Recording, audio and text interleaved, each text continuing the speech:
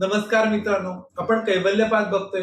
महर्षी पतंजलींनी या कैवल्यपादामध्ये जी सूत्र समजून सांगितलेली आहेत, त्या सूत्रांमध्ये काही रहस्य, काही अर्थ दडले आहेत का, याच्यावरती आपण प्रकाशझोत टाकतो. आपण नेहमी जेव्हा नवीन सूत्र बघतो, तेव्हा त्या सूत्राचा मागच्या सूत्राशी काही सहसंबंध आहे का, हे देखील बघतो. आतापर्यंत आपण पहिली 15 सूत्र समजून घेतले. आजच्या भागामध्ये आपल्याला 16वं सूत्र बघायचं. 15व्या सूत्रामध्ये आपण असं बघितलं की इथे जेव्हा एखादा व्यक्ती एखाद्या वस्तूकडे बघतो, तेव्हा त्याच्या चित्तामध्ये सत्वगुण आहेत की रजगुण आहेत की तमगुण आहेत, यानुसार त्या वस्तूकडे बघण्याचा जो अनुभव आहे, जो दृष्टिकोन आहे, तो कदाचित बदलतो. त्यानुसार ती वस्तू त्याला तशी दिसते, त्या वस्तूचा अनुभव त्याला प्राप्त होतो. याच 15व्या सूत्रानुसार बौद्ध विज्ञानवादी असा देखील आक्षेप घेऊ शकतात की जेव्हा माणसाचे मन वेगळा अनुभव घेतं, एखादी वस्तू समोर येते आणि तो अनुभव जेव्हा वेगळा असतो, तेव्हा हे सर्व हॅल्युसिनेशन आहे का, हे सर्व इल्युजन आहेत का, ह्या सर्व मनाच्या संकल्पना आहेत का, या सर्व गोष्टींचं खंडन करण्यासाठी महर्षी पतंजलींचं हे 16वं सूत्र आपल्या समोर येतं. चला, हे 16वं सूत्र नक्की काय आहे हे समजून घेऊया. न च एकचित्त तंत्रम वस्तू तत अप्रमाणकम तदा किम स्यात्. या सूत्रातील एक एक शब्दांचा अर्थ आता आपण समजू. न न म्हणजेच काय, तर नाही. च म्हणजे आपल्याला माहितीच आहे, च म्हणजे आणि. एक चित्त तंत्र, एक चित्त तंत्र म्हणजेच काय, तर एका चित्तावर. एका चित्तावर म्हणजेच काय, तर एक व्यक्ती, त्याचं एक मन आहे. म्हणजेच एका व्यक्तीच्या चित्तावरती अवलंबून असलेले जी वस्तू आहे. वस्तू म्हणजेच काय, तर आपलं शरीर सोडून जे बाह्य विषय आहेत त्यांच्याविषयी इथे बोललेलं आहे. मग ते बाह्य विषय वस्तू असो, पदार्थ असो, एखादा प्राणी असो, एखादा जीवित व्यक्ती असो, कोणी असो. तत अप्रमाणकम. तत अप्रमाणकम म्हणजेच काय, जेव्हा ती जी वस्तू आहे ती त्या ठराविक एका चित्तासाठी जेव्हा अदृश्य होईल किंवा वस्तू आणि चित्त हे जेव्हा एकमेकांपासून लांब जाईल, तेव्हा तदा. तदा म्हणजेच काय, त्यावेळेस किम स्म्यात. नक्की काय होणार आहे, तर ती वस्तू नष्ट होणार का, तर अजिबातच नाही. बघा, इथे प्रश्न देखील विचारलाय आणि लगे हात या प्रश्नावरच आपला उत्तर देखील भेटतंय. एकंदरीतच या सूत्राचा अर्थ आपण असं समजू शकतो की कोणती बाह्य वस्तू जी आहे ती केवळ एकाच व्यक्तीच्या चित्तावरती अवलंबून नसते.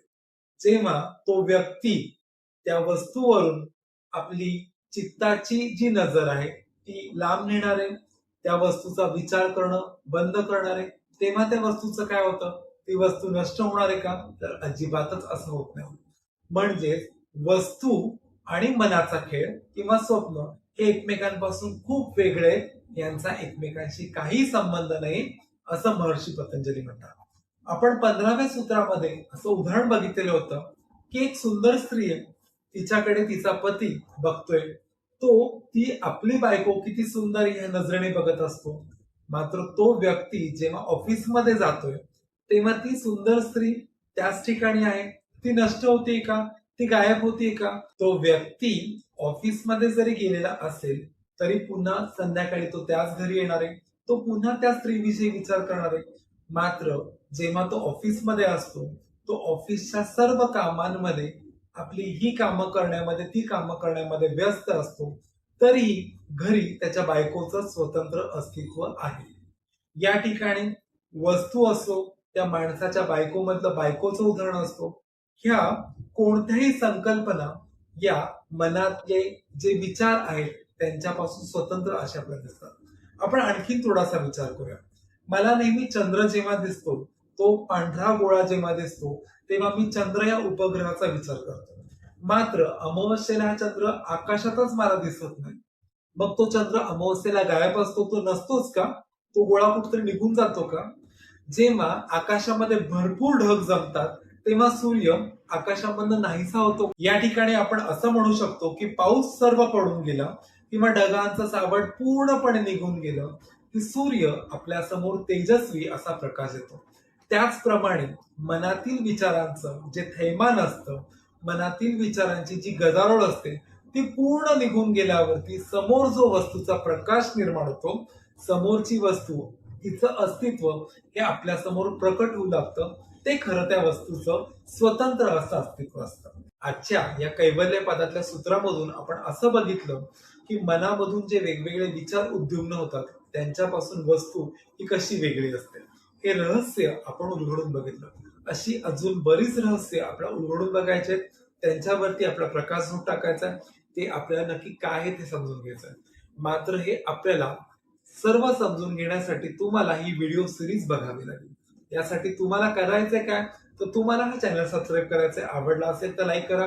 तुमच्या मौल्यवान कमेंट्स, तुमचे प्रश्न यासाठी कमेंट बॉक्स खुला आहे. तुमच्या योगी साधक मित्रांसोबत हा व्हिडिओ शेअर करायला विसरू नका. लवकरच भेटूया कैवल्य पदातल्या पुढच्या सूत्रासह. तोपर्यंत धन्यवाद.